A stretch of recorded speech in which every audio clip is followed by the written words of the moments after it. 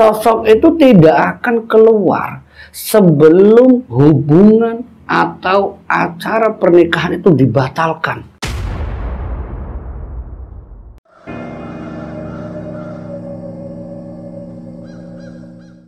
Bismillahirrahmanirrahim. Assalamualaikum warahmatullahi wabarakatuh. Alhamdulillah, jumpa kembali bersama saya Pak Ade di channel Hikmah Misteri. Di cerita kali ini saya akan mencoba menceritakan misteri gagal nikah. Cerita ini datang dari salah satu pelaku ataupun korban yang menceritakan bagaimana dia yang sering dan sangat sering itu yang namanya gagal nikah. Nah, bagaimana kelengkapan ceritanya? Tidak usah lama-lama, kita masuk cerita Hikmah Misteri. Satu kejadian yang tak wajar yang dialami oleh Mas Anam. Mas Anam ini menceritakan bagaimana dia yang setiap kali berhubungan atau menjalin hubungan dengan seseorang, sosok perempuan yang selalu dijalani, yang diajak sampai ke jenjang serius. Tapi dari beberapa kasus atau beberapa orang yang dia pernah dekati, itu semuanya itu gagal. Semuanya itu hampir rata-rata 90% tidak ada yang sampai ke jenjang pernikahan. Sampai yang terjadi, ini ada beberapa cerita yang ingin saya sampaikan satu persatu tentang cerita bagaimana Mas Anam itu pertama kali dia gagal. Tapi ada satu hal yang nanti akan saya coba jelaskan nanti di beberapa poin-poin di dalam cerita ini. Nah, yang diceritakan Mas Anam yang pertama kali saat dia mendekati salah satu gadis, sebut saja namanya Ayu. Mas Anam ini tuh dekat dengan Ayu, bukan hanya sekedar dekat-dekat saja. Sampai Mas Anam memberanikan diri menanyakan ke orang tuanya untuk ingin melanjutkan ke jenjang serius. Dengan cara apa? Ya sebagai adat Jawa, itu ada seperti pitakonan atau menanyakan terlebih dahulu dari pihak keluarganya Anam ke keluarganya Ayu. Saat itu kedua belah pihak itu saling sepakat kalau Ayu itu diikat, atau bahasa Jawanya itu ditaleni. Diikat itu belum acara tunangan, belum acara lamaran atau sebagainya, itu belum. Hanya sebatas untuk mengikat kalau Ayu itu akan menjadi calonku. Itu hanya sebatas ikatan. Tapi dalam prosesnya, entah apa yang dialami oleh Anam, dia itu merasakan sesuatu yang mungkin di luar nalar. Dia itu sering didatangi sosok arwah, yang arwah itu tak lain adalah mantan pacar dari Anam. Mantan pacar Anam ini sudah meninggal. Seorang gadis dari kampung sebelah yang pernah didekatinya. Tapi ada misteri di dalam ceritanya Anam, sosok arwah tersebut. Dia tuh selalu datang setiap kali dia menginginkan hubungan yang ke tingkat serius dengan satu gadis, sebut saja ini tadi Ayu. Dia itu selalu didatangi setiap malam, didatangi setiap waktu, sampai Anam itu merasakan bagaimana dia saking takutnya, yang tanpa disadari oleh Anam, dia meminta orang tuanya untuk tidak melanjutkan hubungan dengan Ayu. Karena bukan hanya Anam, ternyata Ayu itu juga menyampaikan bagaimana perihal dia sering datangi sosok arwah gadis tersebut yang tak lain adalah mantan pacar Anam. Dia itu selalu dihantui, dan dihantui ini dalam wujud yang sangat mengerikan. Bukan sosok yang seperti pocong pada umumnya. Ada sebagian kain kafan yang terikat, itu ada kucuran darahnya, dan itu dilihat Ayu, dilihat oleh Anam.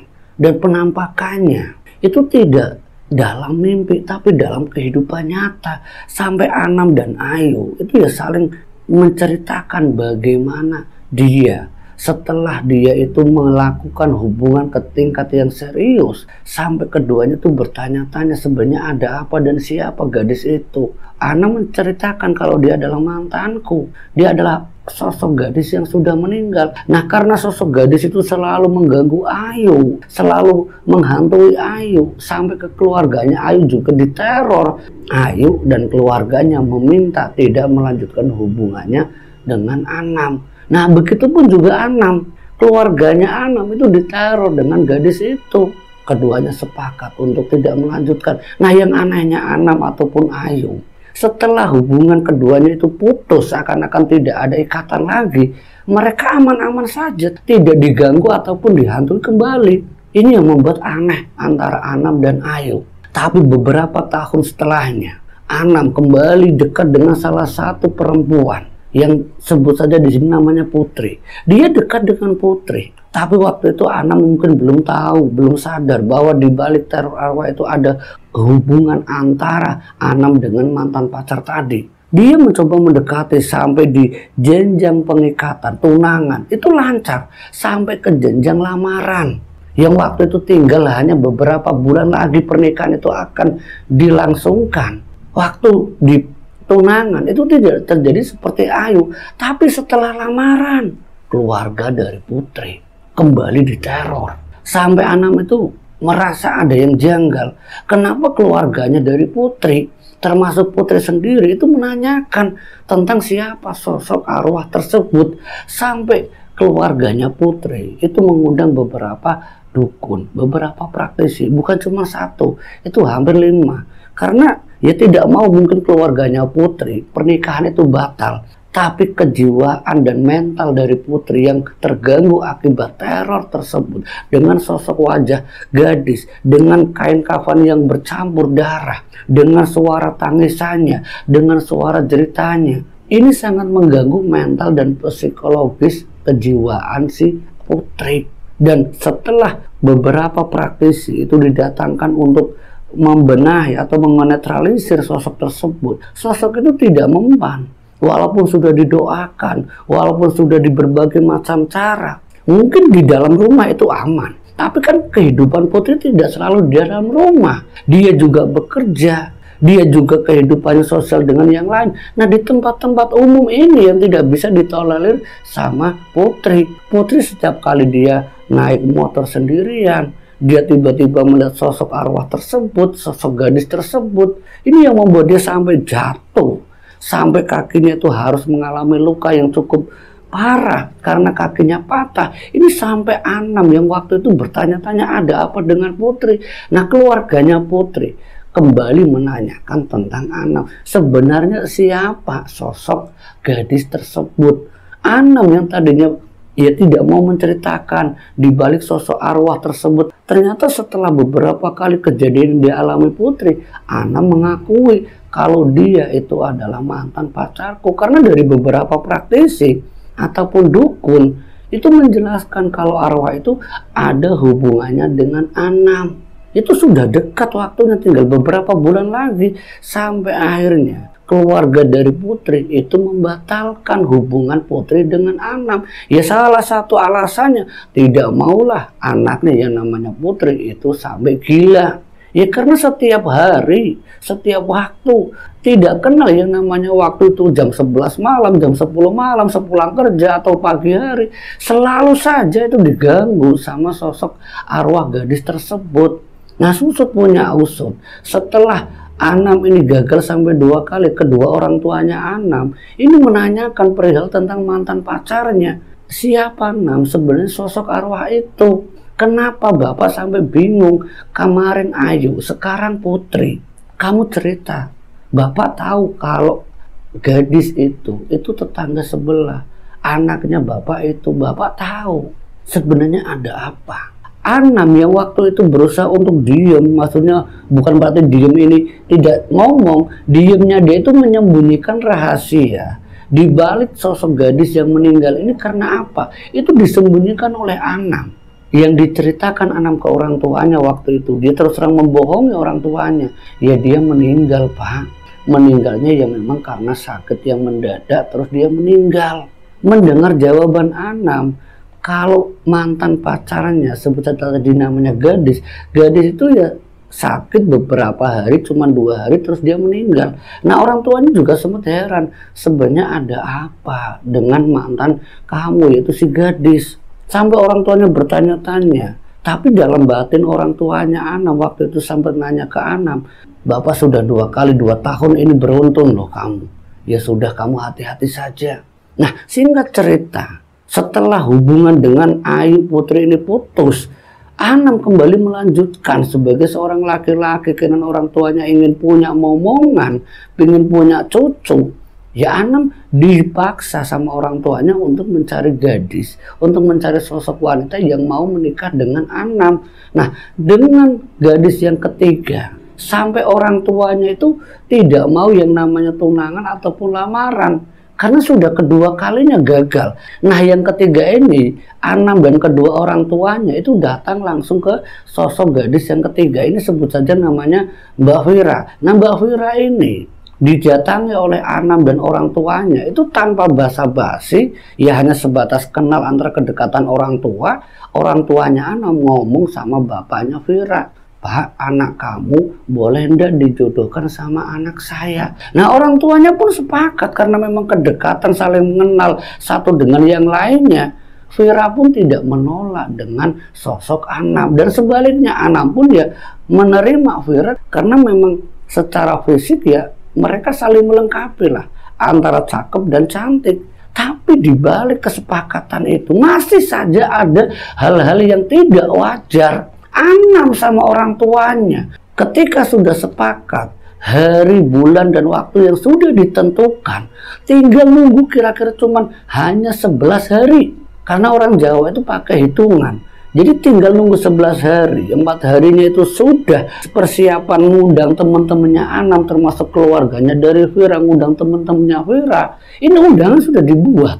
Nah, saat undangan itu dibuat, kembali teror si gadis, anak kampung sebelah, mantan pacarnya si Anam, ini datang lagi, dan datangnya itu di antara keduanya. Itu saat mereka berdua ya saling mungkin musyawarah rembukan bagaimana nanti cara pernikahannya, bagaimana adatnya, mau tertaruh di tempatnya Vira atau di tempatnya Anam. Ini sosok gadis itu ada di tengah-tengahnya, dan saat itu teriakan dari tangisannya si almarhum mantan pacarnya Anam itu nyata, sampai keluarganya Vira itu benar-benar ketakutannya minta ampun. Karena latar belakang keluarganya Vira kalau berkaitan dengan gaib, berkaitan dengan mistis, dengan horor, itu mereka memang keluarga penakut. Nah, di situ ada pocong yang nyata dan menatap Vira, menatap kedua orang tuanya termasuk beberapa anggota keluarganya Vira. Ini spontan hari itu juga mereka benar-benar sampai teriak, sampai mengundang para warga, ada apa, ada pocong. Itu juga dilihat Anam, dilihat ke bapak ibunya Anam. Tapi sosok itu sekilas, sampai Anam itu ya sudah tahu itu adalah gadis mantan pacarku. Bapaknya juga tahu, dan mereka Anam dan bapak ibunya itu udah mau cerita sama Vira dan keluarganya di siapa sosok gadis itu. Sampai beberapa hari, mungkin 2 hari setelah kejadian itu, Vira ini dirasuki sosok arwah mantan pacarnya Anam. Kelakuannya, cara ngomongnya, cara perilakunya, semuanya bukan Vira. Sampai orang tuanya Vira, adik-adiknya Vira itu tidak mengenal Vira. Mungkin secara fisik utuh, tapi kelakuan, cara bicara dan sifatnya, cara makannya itu benar-benar beda. Tinggal waktu cuma 4 hari lagi. 4 hari lagi pernikahan itu akan dilangsungkan. 2 hari kelakuan Vira ini berubah, yang membuat bapak ibunya, keluarganya itu sampai bertanya-tanya ada apa. Datangin praktisi, datangin kiai. Nah, jawaban dari Pak Kiai, kalau Vira itu dimasuki sosok seorang gadis yang sudah meninggal. Nah, orang tuanya yang memang latar belakangnya penakut, ya pokoknya minta tolong, minta bantuan sama praktisi, tolong Pak Kiai keluarkan sosok itu dari anak saya, jangan sampai anak saya kenapa-napa. Tapi dari penjelasan praktisi, ketika praktisi itu komunikasi dengan sosok yang ada di tubuh Vira, itu jawabannya sungguh mengerikan. Kalau hasil komunikasi dengan sosok yang ada di dalam tubuh Vira, sosok itu tidak akan keluar sebelum hubungan atau acara pernikahan itu dibatalkan. Nah, ini kan membuat orang tuanya itu benar-benar tidak percaya ada apa dan kenapa kok gadis itu atau arwah itu melarang. Sampai orang tuanya pokoknya bantu saya Pak, tolong anak saya Pak, jangan sampai anak saya itu seperti orang yang sudah mati. Praktisi itu sampai mengundang teman-temannya. Sosok itu ya bisa dikeluarkan, tapi menteror keluarganya sampai H-1. Esok harinya itu sudah dipasangi layar, sudah dipasangi berbagai macam persiapan, belanjanya sudah semuanya. Saat H-1 sebelum pernikahan itu dimulai, satu hal yang sangat mengerikan terjadi di keluarganya Anam dan keluarganya Vira. Sosok gadis itu benar-benar ngamuk sampai beberapa barang itu terbang dengan sendirinya. Nah, keluarga latar belakang penakut, ia melihat sesuatu yang tak wajar itu sampai acara mau pernikahan, juru masak kabur, tetangga yang bantu-bantu kabur. Ya karena tidak wajar. Sosok itu mampu memegang benda sembari dilemparkan. Dari suara tangisannya, suara cekikikannya, ya Allah Rabbi, sampai keluarganya Vira yang diceritakan Anam itu benar-benar kayak orang ya diteror. Bukan teror lagi, itu bukan teror, tapi dihadapkan pada permasalahan tentang sosok gadis itu. Sampai kejadian hari itu kurang 1 hari, keluarganya Vira itu nelpon sama Anam. Anam, tolong kamu kesini, bapak kamu, ibu kamu tolong aja kesini, ada apa Pak? Sudah kamu kesini. Anam dan keluarganya, bapak ibunya itu datang ke keluarganya Vira.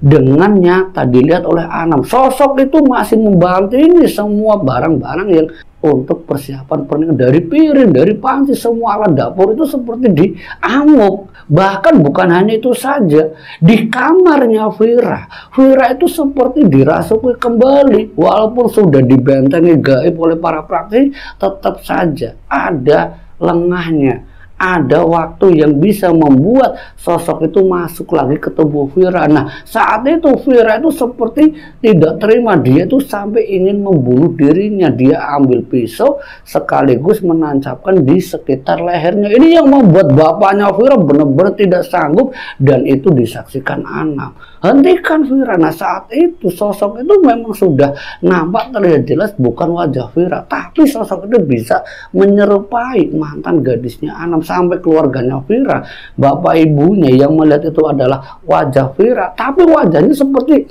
merubah diri, merubah wajahnya itu seperti mantannya Anam. Nah, orang tuanya Anam yang melihat sosok itu berubah wajahnya, Anam yang sudah tahu, orang tuanya sudah tahu, sampai keluarganya Vira itu menanyakan, siapa Anam, siapa apa itu sosok yang merasuki anakku, siapa? Kenapa yang diinginkan sosok itu membatalkan pernikahan ini? Ada apa? Kalau saya tidak membatalkan, Pak, dari penjelasan praktisi, keluargaku akan hancur dan anakku bisa saja meninggal. Dan saat itu Vira tertunduk, yang tadinya sempat mau bunuh diri, dia seperti mendengarkan. Dan saat itu Anam dan orang tuanya mengakui, Pak, Ibu, maaf, dia adalah mantan pacarku yang sudah meninggal beberapa tahun yang lalu, dan dia mungkin tidak terima aku menikah dengan siapapun. Mendengar kalimat itu dari Anam dan juga penjelasan yang dilengkapi oleh bapak ibunya Anam bahwa sosok itu juga pernah menteror ketika Anam sudah melakukan tunangan itu dengan Ayu, itu diceritakan termasuk ke salah satu gadis yang namanya Putri, sampai akhirnya orang tuanya Vira hari itu juga membatalkan pernikahan dengan Anam. Dan ketika orang tuanya Vira membatalkan pernikahan itu, Vira yang tadinya berubah sangat ganas, sangat garang, tiba-tiba seperti jatuh pingsan dan tersadar. Jatuh pingsan dalam beberapa menit dia tersadar, Pak, ada apa Pak, ramai sekali Pak, ada apa Pak? Dan ketika melihat Anam, Vira itu seperti sudah tidak mau menikah dengan Anam. Pak, saya tidak mau menikah Pak, saya tidak mau Pak, apapun yang terjadi saya undur nikah dulu Pak. Dan itu didengar oleh orang tuanya Anam. Saat itu ya mau tidak mau keluarganya Anam harus memutuskan hubungan yang tinggal beberapa waktu lagi. Bukan sehari, karena waktu ini sudah berjalan, tinggal setengah hari, mungkin esoknya sudah pernikahan. Hari itu juga acara pernikahan dibatalkan. Dan saat esok harinya para undangan atau tamu undangan berdatangan tanpa ada resepsi pernikahan. Sampai pada waktu yang tidak diinginkan keluarganya Vira, keluarganya Anam, keluarganya Vira menjelaskan sama orang-orang yang diundang, kalau anakku tidak jadi nikah sama Anam, anakku tidak jadi nikah karena ini ya, karena satu alasan, anakku akan diteror terus menerus. Dan saat kabar ini menyeruak ke seluruh kampung, karena di saat itu tamu undang sudah pada datang di keluarganya Vira, di keluarganya Anam, itu kabar itu benar-benar membuat heboh, karena dia tinggal beberapa waktu kok batal, ada apa? Kabar tentang sosok gadis mantan pacarnya Anam ini akhirnya didengar sampai ke keluarganya gadis, itu orang tuanya. Dan saat itu Anam yang akhirnya digosipkan bahwa ada sesuatu yang pernah dilakukan Anam dengan si gadis, Anam bersama orang tuanya ini datang ke keluarga orang tuanya gadis. Nah, saat mereka ketemu dengan bapaknya si gadis, bapaknya Anam ini menanyakan ke orang tua si gadis, "Pak, saya permisi, dengan segala hormat saya datang ke sini. Saya ingin menanyakan sama Bapak." "Iya, silahkan, ada apa Pak? Ada perlu apa?" "Ini tentang anak Bapak yang sudah meninggal." "Ada apa dengan anakku yang aku sayangi? Ada apa?" "Pak, dengan segala hormat, maaf Pak. Saya sudah berusaha Pak dalam beberapa tahun kemarin semenjak anak Bapak meninggal. Kenapa anak Bapak ini selalu mengganggu keluarga saya? Bahkan bukan keluarga saya saja, keluarga yang akan dijadikan besan saya. Kenapa Pak?" Bapaknya gadis itu pun menjawab sama bapaknya Anam, "Tanya saja sama anakmu apa yang sudah dia lakukan sama anakku." Orang tuanya Anam sempat nengok ke Anam, "Sebenarnya kamu kenapa Anam dengan si gadis?" Anam menundukkan kepala. "Kamu jawab, jangan menundukkan kepala, jawab." "Pak, saya sebenarnya Pak sudah membuat gadis itu meninggal. Bapak sudah mendengarkan apa yang sudah dilakukan Anam dengan anak saya?" "Anam, apa yang sudah kamu lakukan? Apa yang baru kamu ucapkan? Apakah itu benar?" "Iya Pak, saya memang sudah membuat gadis itu meninggal. Saya terus terang meracuni dia Pak. Dan racun itu membuat dia bertahan 2 hari dan esok harinya meninggal." "Jadi kamu yang sudah membuat gadis itu meninggal?" "Pantas saja. Gadis itu tidak terima sampai kamu berkali-kali ingin menikah pun. Mungkin sampai kamu nanti tua kamu tidak akan punya jodoh." Ini dari orang tuanya anak. Dan saat itu Anam meminta maaf sama orang tuanya gadis. Tapi orang tuanya gadis ini tidak begitu saja menerima permintaan maaf Anam. "Kamu bisa minta maaf ke saya. Tapi apakah permintaan maafmu Anam diterima anakku? Anakku sudah meninggal. Dan kamu yang sudah membuat anakku meninggal. Kalian harus tahu betapa sakitnya orang tua ketika melihat anaknya yang meninggal secara tidak wajar. Yang waktu itu bapak, ibu, dan semua keluarga hanya bertanya-tanya. Tapi saya yakin siapapun orang yang sudah membuat anakku meninggal, anakku pasti akan tidak tenang. Dan saya sudah berusaha Pak mendoakan. Dan dia selalu datang. Dia selalu datang dengan keadaan menangis. Dia selalu datang dalam mimpiku, dalam mimpi ibunya. Tapi semua itu apa yang bisa saya lakukan Pak? Saya hanya bisa berserah diri. Saya tidak tahu apakah permintaan maaf anak Bapak, yaitu Anam, bisa dimaafkan oleh anakku yang sudah meninggal. Itu semuanya hanya Allah yang tahu Pak. Saya tidak bisa menjawab apapun itu. Dan semenjak saat itu Anam yang sudah mengakui perbuatannya, dia harus masuk ke dalam jeruji besi. Karena kasus pembunuhan, misteri di balik gadis yang meninggal yang membuat dia gagal nikah, sampai dia harus dihukum selama 15 tahun di sel. Dan semenjak saat itu, di usianya yang sudah tidak muda, sekitar 45-an lebih, dia keluar dari penjara. Dan dia menceritakan dalam keadaan masih lajang, belum punya istri. Dan saat setelah dia keluar, dia menceritakan bagaimana dulu dia pernah gagal menikah karena dia pernah melakukan sesuatu yang sangat mengerikan, membunuh seorang gadis, yaitu mantan pacarnya sendiri. Tapi semua itu menjadi pelajaran bagi Anam. Setelah dia mengakui kesalahannya, setelah dia di penjara, teror itu selalu datang dalam batinnya. Dia selama 15 tahun di penjara. Permintaan maaf dia hanya berserah kepada yang di atas. Semoga apa yang sudah dia lakukan bisa diampuni dosanya. Dan semoga almarhum gadis, mantan pacarnya yang sudah dibunuh olehnya, bisa memaafkan dirinya. Kesedihan yang sangat mendalam. Tapi semua itu adalah azab ataupun karma bagi dirinya. Dia mengakui.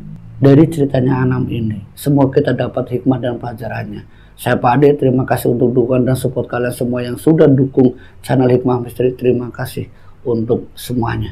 Akhirul kalam, wassalamualaikum warahmatullahi wabarakatuh.